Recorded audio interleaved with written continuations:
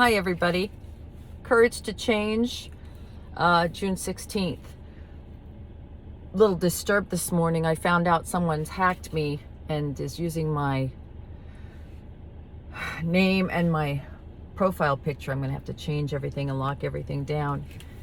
I don't know. It's kind of crazy, isn't it? People don't want people to get well. You know what I mean? They don't want their enablers to get an answer. So if for some reason in the last day or two you've gotten a horrible message from me, it would be coming from my personal account, my personal Facebook account. They hacked that one. They're on that one, I think. And what they did was they took my picture. So a few of you noticed, maybe if you're on my personal page, I changed my picture to the cartoon picture my niece made. She made me one of those, everyone's doing those cartoon. So she did that. So I've changed my picture temporarily to that. So they're using that. I'm going to change that back this morning and lock everything down. I'm not really sure who's hacked me, but they're being mean to some of my followers and saying horrible things. So I don't even know what they're saying because I can't get to the stuff. It's all part of the deal, I guess. Whenever you try to help, it's you're kind of a target. So obviously someone doesn't want me talking to their loved one about codependency. Interesting, huh? Anyway, let me know if you see any fraudulent stuff that doesn't look like something I would do. Please let me know so I can secure everything. I don't want anyone to get hurt. June 16th. In Al-Anon, we talk a lot about the need to let others experience the consequences of their actions. We know that most alcoholics have hit a bottom and become uncomfortable with their own behavior before they can effectively do something about it. Just talked about this morning. Those of us who love alcoholics often have to learn to get out of the way of this bottom. We learn to detach with love. Another reason for detachment with love may be equally important in building healthy, loving, respectful relationships. Many of us have interfered not only with a loved one's problems, but also with their achievements. I may have the best of intentions, but if I take over other people's responsibilities, I may rob them of the chance to accomplish something and to feel good about what they've done.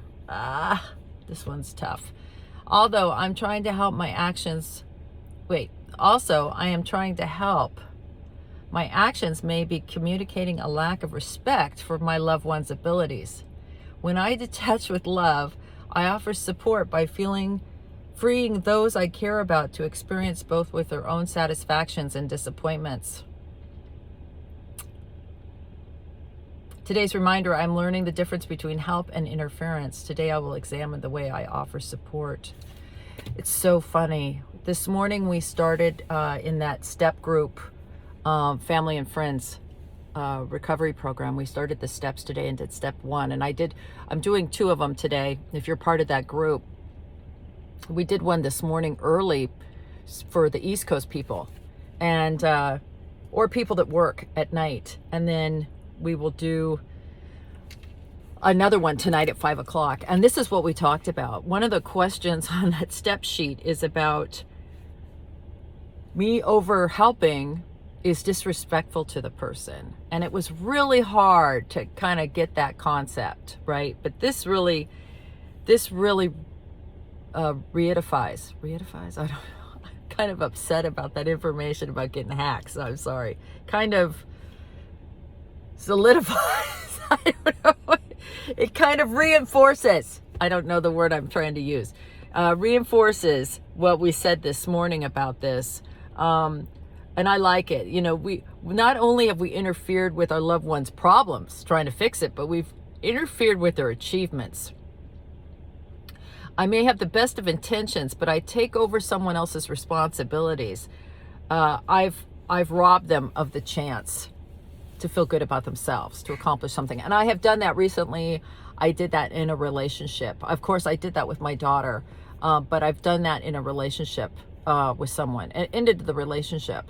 I overdid so much, and I was so it's such a natural thing for me to do, is to help and take care of. And it really emasculated the guy.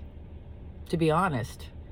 I tend to do that in my relationships. I am such a caretaker that I end up making the person in my life a child. Like, I go into a relationship with a man, right? And I like really manly men, right? So I get into a relationship with a guy, right? And I end up making him into a child who depends on me. And then I resent it and I don't like him anymore. Right? I don't find him attractive but I'm the one that made him into a child. And I don't know if you can relate. Please comment back if you can relate to that. I just, I see, that's a problem within me. That's from my childhood. That's from me. That's not his fault. Now, I can blame him and say, well, why didn't he just stand up to me? It's not that easy. And if someone else is going to do stuff for you, you're going to let them. He didn't go into that thinking I was going to make him into my son. He just thought, wow, she's great. She pays the bills. She runs my errands, washes my car, makes sure everything looks fantastic, right? Makes my appointments for my haircut. I got like this fabulous personal assistant. And then slowly but surely, I've made him into my child, a son, and I don't like him anymore. Right? I mean, I like him, but I'm not romantically attracted because you can't, I've made him into my son. So, this was a hard one for me. I'm interfering with his right to feel good about himself, to be the man, to do what he does, right? I've taken that away by over helping, right? And he felt shitty about himself. He was like, how did this happen? Like, I don't like this at all, right? And I didn't do it with bad intentions, and neither did he. It was the sickness. It was my codependency. So I had to change, and that's why I really delved into this. I really thought at first when I heard that somebody told me, I think you're suffering from codependency, I was like, oh, well, that means someone in my life is not well, and so it's affecting me. No, I'm not well, because that person can get sober and I'm still gonna, I talked to a woman recently and she said, my husband got sober and I thought that was going to be, that's what I wanted. And she goes, I'm miserable and he's miserable. And now instead of counting drinks, I'm counting his meetings, and he's sick of it and he left. And I'm heartbroken. I don't understand. I thought our problem was his drinking. Well, it's a family disease. So you have a part, right? I have a part, and I have to take care of it, or I just switch the players out. If it's not my daughter, it's going to be the guy I date. Do you see what I mean? And if it's not him, it's going to be someone that works for me. I'll just keep changing the players unless I kind of change me. I can't change anyone else, but the power is I can change my reaction. So I like this reading a lot, and I hope you do too, and I hope you have a fantastic day. I look forward to tonight. For those of you that are doing the first step, it's a great step. It's an eye-opener for sure. And if you're interested in joining that group, just message on here that you'd like the information for it, and you can jump on and go through the next one with us. Have a great day. Bye.